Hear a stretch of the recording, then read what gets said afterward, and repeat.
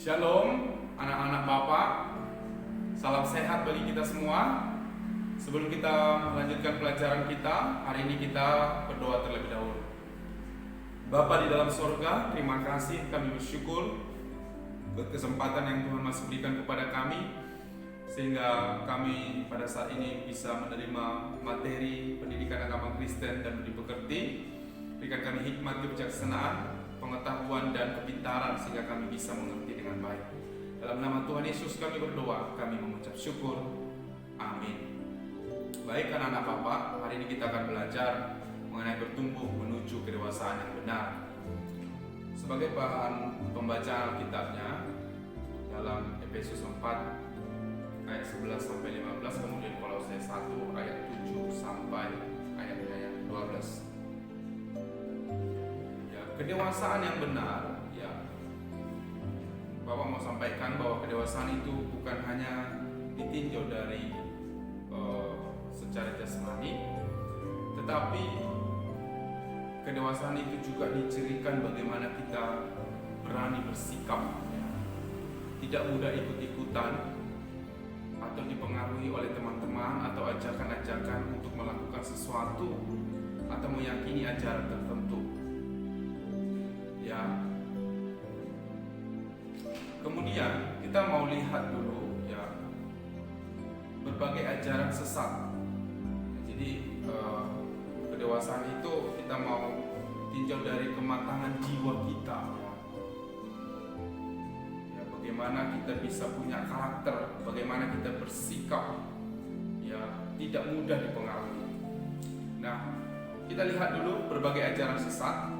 Di tengah masyarakat kita ada banyak ajaran atau aliran gereja atau agama yang mungkin mereka berkata, Pak, saya yang paling benar, ajaran kami yang paling hebat gitu ya. Tetapi sementara semuanya mereka menganggap yang lain itu sesat gitu ya. Mungkin ada yang bertanya, ya, kenapa pemerintah tidak melarangnya? Masalahnya tidak sederhana, karena kita punya paham demokrasi di mana kita bisa bebas, maksud saya, untuk memberikan pendapat atau berpikir, ya, kita bebas untuk memeluk kepercayaan kita tanpa ada gangguan-gangguan gitu ya. Itu sebabnya kita harus memperkuat diri kita. Kita harus memperkuat iman kita supaya apa? Supaya kita tidak mudah dipengaruhi, supaya kita tidak terombang-ambingkan. Jadi kedewasaan itu kita bisa tahu, oh iya, ini salah. Kita bisa dengan kematangan jiwa kita bisa menentukan ini benar atau tidak. Ya. Nah, ajaran sesat tidak hanya dipandang dari ajaran agama, tetapi juga ada banyak rayuan-rayuan yang mengajarkan bahwa hidup kita akan menjadi sempurna.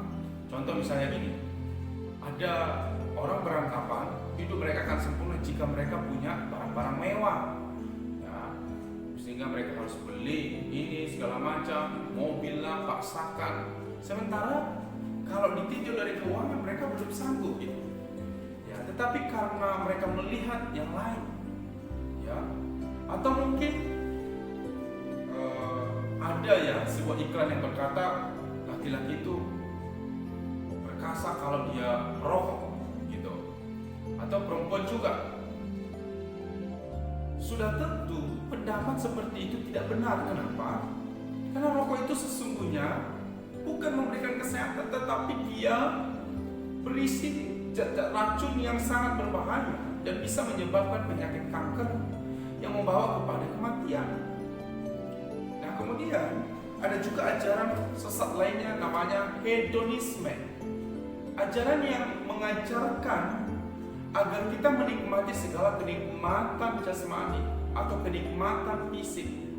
Ya, misalnya kita diajarkan untuk menikmati makanan, minuman, ya, barang-barang mewah, ya, apalagi saudara berjalan-jalan ke luar negeri, berbelanja pakaian yang tas yang mahal, berpoyak-poyak. Nah, orang-orang yang termakan ya dengan pikatan seperti ini seringkali kemudian disadarkan bahwa mereka sebenarnya nggak mampu. Ya, keadaan keuangan mereka tidak memadai. Akibatnya banyak orang yang kemudian mereka harus korupsi. Itulah yang terjadi di Indonesia sejak tahun belakangan ini. Nah, itu sebabnya anak-anak harus punya nilai-nilai kekristenan yang mampu membuat pengertian yang memberikan kita tidak akan mudah terprovokasi, tidak akan mudah terpengaruh begitu saja oleh materialisme, hedonisme atau pemuasan kebutuhan fisik. Nah, kita mau lihat dari firman Tuhan dan satu contohnya yaitu Tuhan Yesus. Dalam Filipi 2 ayat 5 sampai 11, Bapak baca, hendaklah kamu dalam hidupmu bersama menaruh pikiran dan perasaan yang terdapat juga di dalam Kristus Yesus, yang walaupun dalam rupa Allah tidak menganggap kesetaraan dengan Allah itu sebagai milik yang harus dipertahankan, melainkan telah mengosongkan dirinya sendiri dan mengambil rupa sebagai hamba dan menjadi sama dengan manusia. Dan dalam keadaan sebagai manusia ia telah merendahkan dirinya dan taat sampai mati, bahkan sampai mati di kayu salib. Itulah sebabnya Allah sangat meninggikan dia dan mengaruniakan kepadanya nama di atas segala nama, supaya dalam nama Yesus bertekuk lutut segala yang ada di langit dan yang ada di atas bumi dan yang ada di bawah bumi, dan segala lidah mengaku Yesus Kristus adalah Tuhan bagi kemuliaan Allah Bapa.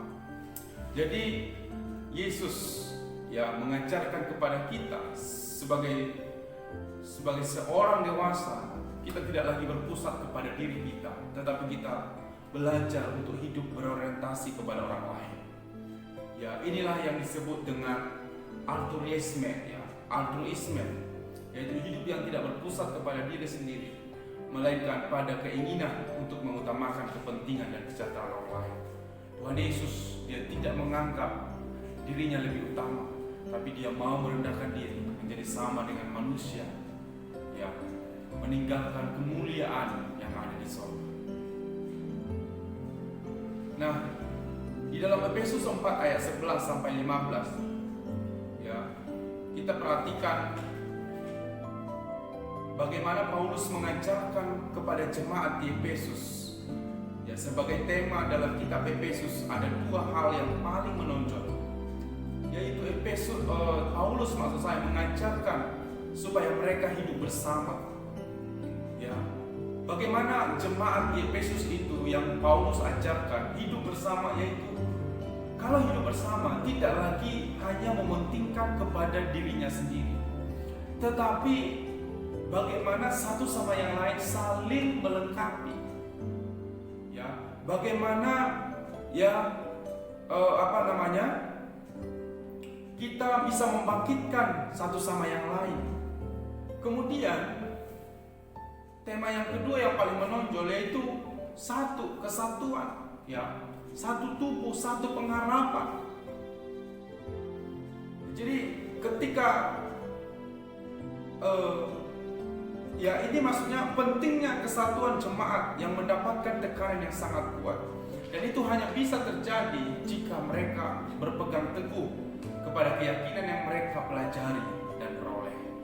Jadi Efesus 4 ayat 14 sampai 15 mengingatkan kita bahwa orang dewasa tidak akan mudah diombang-ambingkan. Kenapa? Karena mereka bersatu, karena mereka hidup bersama sebagai anggota tubuh Kristus. Kemudian di dalam Kolose 1 ayat 7 sampai 12, bagaimana Paulus berdoa kepada jemaat di Kolose supaya jemaat itu menerima hikmat, pengertian yang benar, dan dengan demikian hidup mereka dilayakkan di hadapan Tuhan. Dan dengan hikmat itu mereka akan menghasilkan buah yang baik di dalam pekerjaan dan bertumbuh di dalam pengetahuan yang benar tentang Allah. Kemudian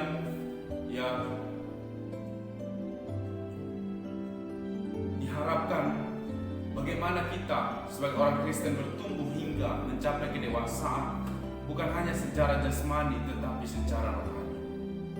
Ya.